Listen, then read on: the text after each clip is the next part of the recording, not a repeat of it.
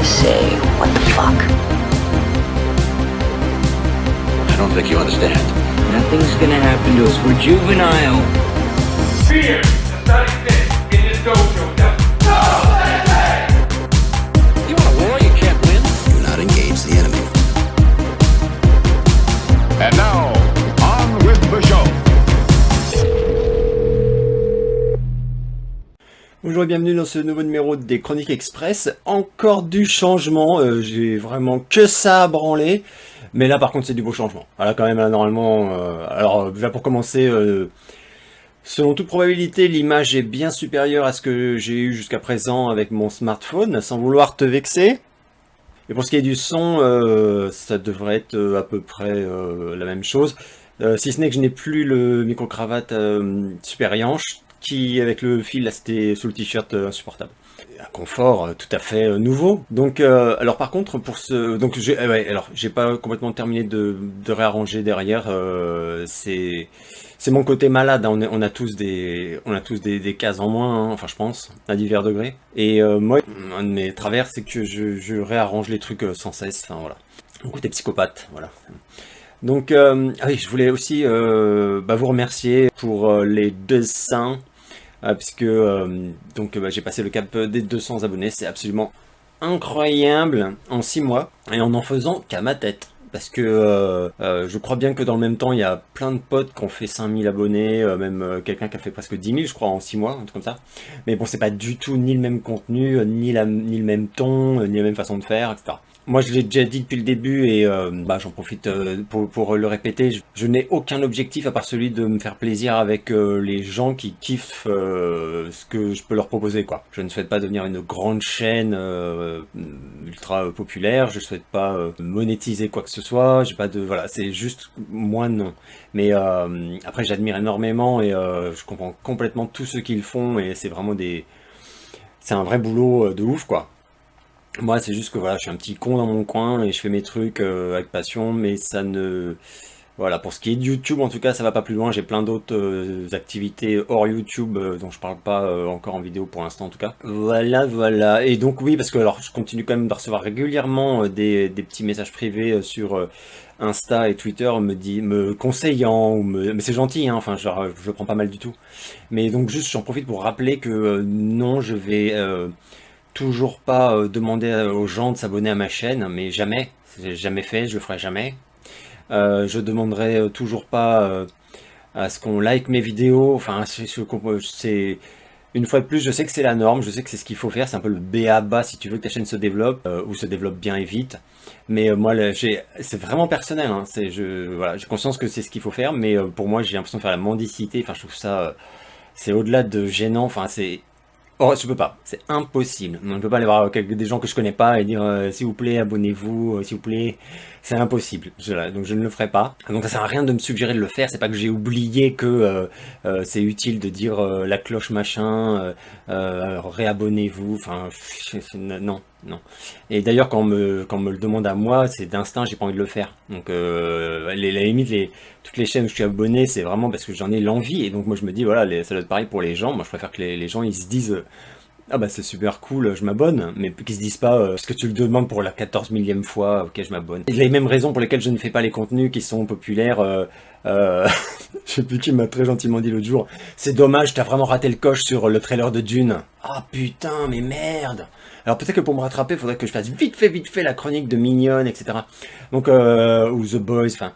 Donc voilà, donc moi en fait je ferai aucune vidéo, mais aucune, par opportunisme. Donc aucune never. Alors je n'accuse absolument personne d'opportunisme, je sais très bien, parce qu'en plus j'en connais pas mal, que la plupart des youtubeurs qui parlent de ces gros trucs et tout, c'est juste que eux ils kiffent quoi, donc voilà, ils ont envie d'en parler, ou alors qu'ils ont des chaînes vraiment très importantes, qui leur rapportent de la thune et tout, et où ne pas en parler c'est une faute. Enfin voilà, c'est l'attente de leur public entre guillemets quoi. Voilà, moi ça n'a rien à voir quoi, moi je suis vraiment, voilà, je suis dans mon coin, je fais mes trucs quoi. Donc non, c'est pas que j'ai oublié, c'est juste que je m'en fous complet, voilà, Dune ça m'intéresse pas du tout. Je le verrai parce que je suis curieux quoi, mais j'ai pas du tout aimé le film de David Lynch, j'ai lu le bouquin quand j'étais ado, je trouvais ça super chiant, mais je suis pas hyper fan de science-fiction, voilà, à base, enfin je suis pas le public visé non plus, donc bon, donc j'irai voir le le nouveau film et tout, mais bon, j'en ai aucune attente, c'est-à-dire, même si c'est décalé de 4 ans, je m'en balais total.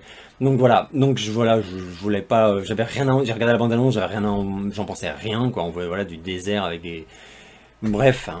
Voilà, donc je pense pas que ça intéressait suffisamment qui que ce soit en plus, voilà, je vais rien en dire. Sur ces bonnes paroles d'évangile, nous allons passer donc au magnifique film que j'ai vu ce mois-ci. Qu'est-ce que j'ai vu de magnifique ce mois-ci? Ben, de magnifique pas grand-chose, j'ai envie de te dire, et certainement pas Let It Snow, qui est donc un film ukrainien, m'a semblé, mais qui a été racheté par Lionsgate ou un truc comme ça, je crois. Qui est mauvais, mais mauvais. Alors là, d'ailleurs, c'est même pas la section... Je vais créer une nouvelle section, parce qu'il y a les films que j'adore, que je vous recommande, les films que j'aime pas, mais voilà, c'est juste mon avis, je vous invite à vous faire votre propre opinion. Et il y a une autre catégorie, c'est les films que je vous interdis de voir. Ouais, c'est nouveau. Donc Let It Snow, je vous somme de l'éviter, par exemple. C'est même pas que c'est pas bon, c'est que c'est à côté, si tu veux, comment te dire, c'est alors c'est un slasher. Bref, à côté Vendredi 13, c'est du Kubrick, hein, voilà, pour te donner le niveau du slasher, quoi. Et c'est vraiment, mais c'est nul de A à Z. Je te fais le pitch en moins d'une minute. C'est dans une station de ski isolée, etc. Sur une section hyper dangereuse de hors-piste, intitulée, enfin qu'on appelle Black Bridge, a lieu un accident terrible, une fillette. Alors déjà voilà, première incohérence du scénar de merde. Que fait une fillette de 7-8 ans sur un endroit quoi, où tu ne fais que du hors-piste et où c'est hyper difficile. C'est-à-dire qu'on te fait comprendre pendant tout le film que c'est non seulement c'est que pour les adultes, mais c'est même pour les adultes très expérimentés. Donc voilà, mais non, mais ça, par contre, il n'y a aucune explication, c'est bidon. Donc voilà, t'as cette gamine qui fait du snowboard, je sais pas quoi, voilà, et qui se fait percuter de plein fouet par un mec, et donc elle décède sur le coup. Le type regarde, voit qu'elle est morte, sa femme arrive, oh chérie, mon dieu, je crois bien qu'elle est morte, et les deux se regardent et font, oh, oui, partons.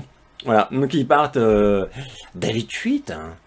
Voilà, c'est totalement improbable, mais vraiment, ils vérifient même pas en fait qu'elle est vraiment morte ou juste blessée, quoi. Ils la regardent comme ça, ils font moi, elle a l'air morte, bon. Et donc, des années plus tard, on vous trouve un jeune couple qui arrive dans cette station, enfin dans l'hôtel en fait de cette station, qui sont joués par deux jeunes que je connaissais pas. Le mec, c'est un sosie foireux d'Owen Wilson, mais voilà, le charisme en moins, j'ai envie de te dire. Et donc lui, il vient justement faire du snowboard dans cette zone-là, Black Bridge, dont il a entendu parler, qui est super ouf pour les fans de hors-piste et tout machin. Et la nana, elle accueille, j'ai l'impression qu'elle travaille dans les pompes funèbres, quoi. Et donc elle les accueille, elle fait bonjour et tout. Et elle leur déconseille d'aller, évidemment, le lendemain sur cette zone, quoi. En disant, non, mais il y a eu des morts, des disparitions, il faut pas y aller, blablabla. Mais bon, le mec s'en fout complet. Et il dit, non, mais nous, on va y aller, on a fait 15 heures d'avion, on va pas renoncer. Il se marre, genre, bah dis, on est glauque et tout. Et là, en fait, du film, t'as déjà compris que ça va être elle, la tueuse. C'est pas un petit problème ça Mais c'est pas que je suis devenu un génie en analyse de scénario, hein. C'est que c'est tellement mauvais qu'il faut vraiment que t'aies 4 de QI ou que tu dormais pour que tu te dises pas, ah bah tiens, je pense que c'est elle qui va les assassiner masqués, enfin casqués pendant tout le film. Donc voilà, et le lendemain ils partent et voilà, ils vont donc se faire traquer, enfin lui il va se faire zigouiller hyper vite. Ah bah je spoil à sec, hein. De toute façon, je vous interdis de le voir, donc bon. Et elle est, voilà, il y a une espèce de jeu de chat et la souris ridicule, mais hyper mal foutu. Entre elle, sans aucune cohérence, quoi. Entre elle et le tueur. Ah oui, alors parce que donc ce tueur est donc, enfin cette tueuse donc est casquée tout en noir, c'est magnifique. Et en fait, elle traque la meuf sur une motoneige. Enfin, elle traque les gens, quoi. Qu'elle tue, parce qu'on comprend donc que ça fait des années qu'elle tue tout le monde, voilà. Et alors voilà, donc là toi t'as déjà compris que c'est pour se venger de la mort de sa fille, alors que ça n'a juste rien à voir. Et donc elle va tout faire pour survivre, vraiment dans des situations ridicules, voilà. Et à la fin du film, à toute scène finale, parce que moi en fait je vais t'expliquer, j'ai arrêté le film au bout d'un moment parce que je me suis dit non là ça va vraiment pas le faire.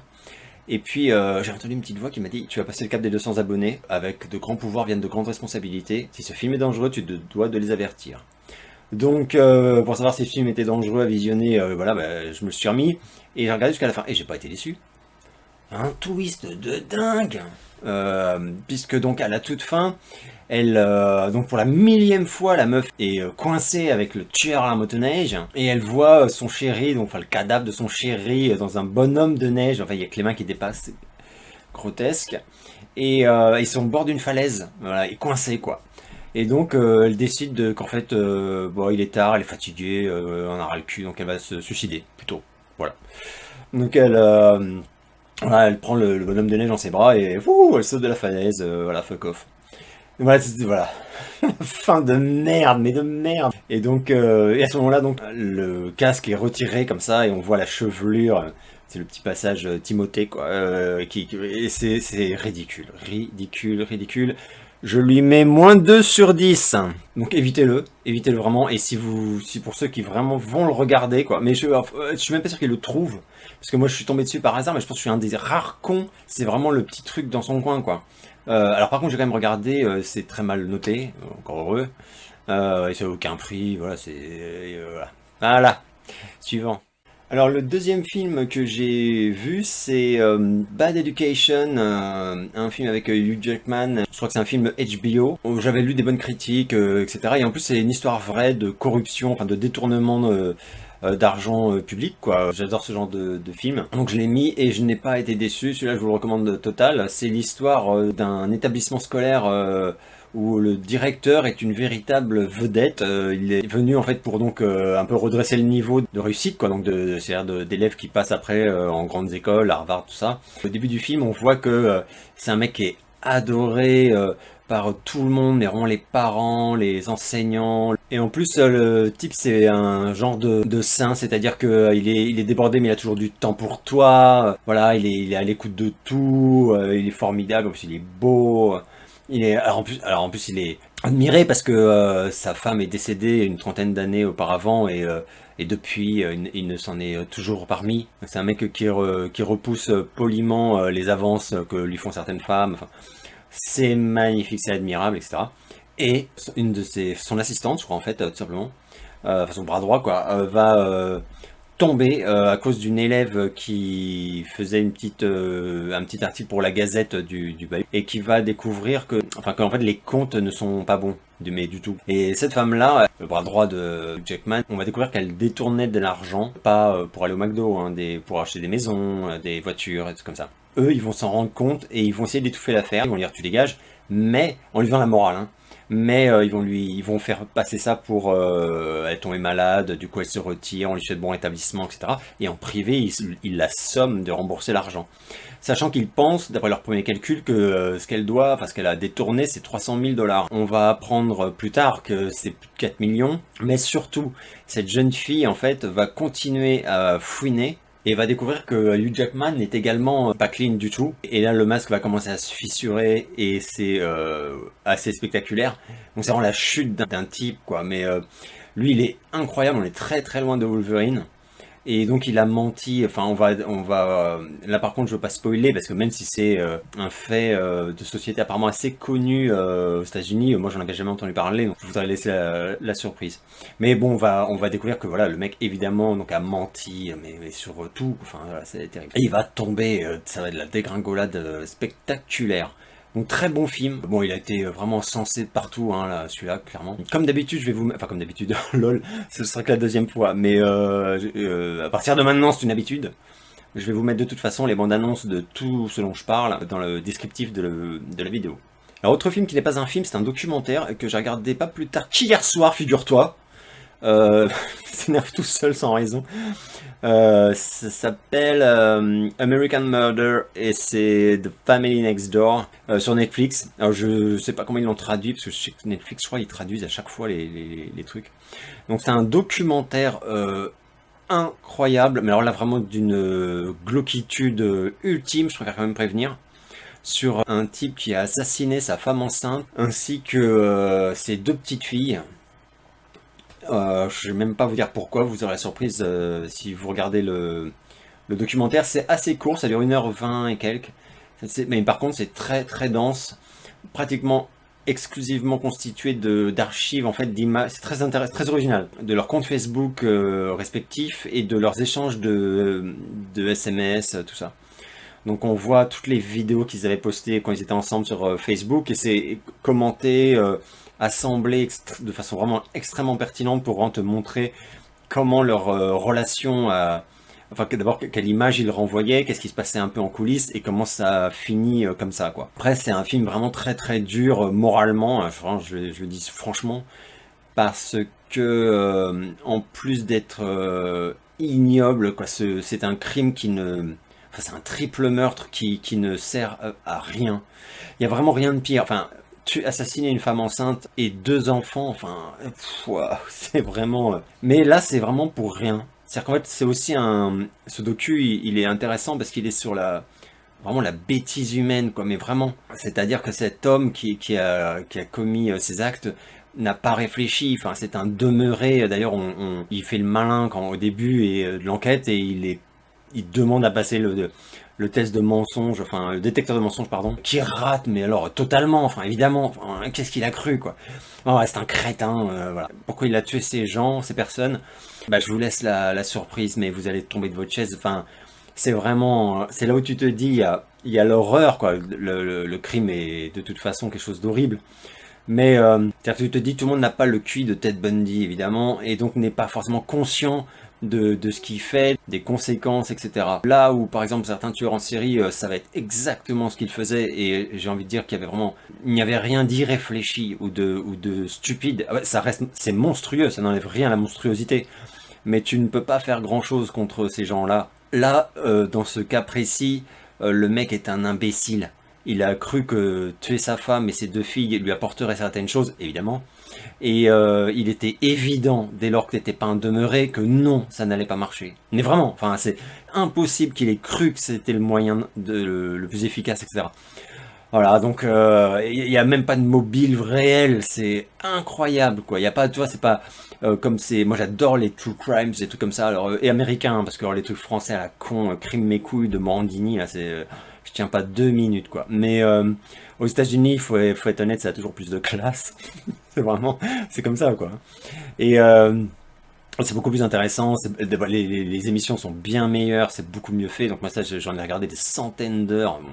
Bref, t'as souvent des cas où ça s'explique extrêmement vite, voilà, il y a des questions d'assurance vie, d'héritage, voilà, c'est ignoble, mais c'est clair comme de l'eau de roche, quoi, les motivations, les espoirs du ou des meurtriers, etc. Très intéressant, très bon docu, que je recommande totalement, mais vraiment en précisant que c'est très très dur humainement à regarder, quoi. Je souffle par là parce que tout à l'heure j'ai soufflé par là et adieu. Oui, je vais terminer avec encore un documentaire. J'étais même pas sûr d'en parler, puis finalement, vu que personne ne le fait, bah j'ai bien envie. Parce que ma spécialité c'est de surtout ne pas faire ce que les autres font et de surtout faire ce qu'il ne faut pas faire. Et donc là je vais vous parler de l'ultime création. Donc c'est un documentaire sur la conception et la réalisation du dernier spectacle de Mylène Farmer. Et c'est diffusé sur Amazon Prime Video. Donc là je vais faire assez court parce que c'est le genre de film, enfin ça dure un peu plus de 2 heures. C'est en 3 parties, en 3 épisodes de 40 minutes. Mais bon, ça se regarde vraiment d'une traite, quoi. C'est impossible d'en garder un sans enchaîner, quoi. C'est vraiment le truc où, si t'es fan de l'artiste, bon bah, ou tu l'as déjà vu, ou tu comptes le voir, mais c'est pas mon avis qui va jouer de quelque manière, quoi. Et si tu peux pas saquer, c'est pas parce que je t'ai dit que c'était très bien fichu que tu vas te dire ah non, mais Alex, il a dit que c'était bien fichu, hein. Ah ouais, alors moi, vraiment, je déteste, je peux pas saquer ses chansons, mais je crois que je vais quand même regarder plus de 2 heures de docu sur elle. Donc je vais juste te dire que, bah, moi, en fait, pour ceux qui ont regardé ma vidéo sur mes concerts, ils savent que j'ai des goûts très très variés, que donc notamment ado dans les années fin des années 80, pendant que 90% de ce que j'écoutais c'était du heavy metal, les 10% restants c'était pas mal de Mylène Farmer. Alors Mylène Farmer à une époque où c'était pas comme maintenant, hein. Voilà, c'était vraiment subversif avec des textes assez trash, des clips encore plus trash et des instrus de tarés mentaux, quoi. Moi je suis un admirateur ultime de Laurent Boutonnat, donc mais vraiment. Donc Laurent Boutonnat, pour ceux qui ne savent pas, c'est l'homme qui a découvert Mylène Farmer et qui a composé toutes ses musiques jusqu'à l'album à peu près les derniers que moi j'ai aimé, parce que moi j'ai quand même lâché l'affaire artistiquement parlant vers Anamorphosé, Innamoramento, quoi.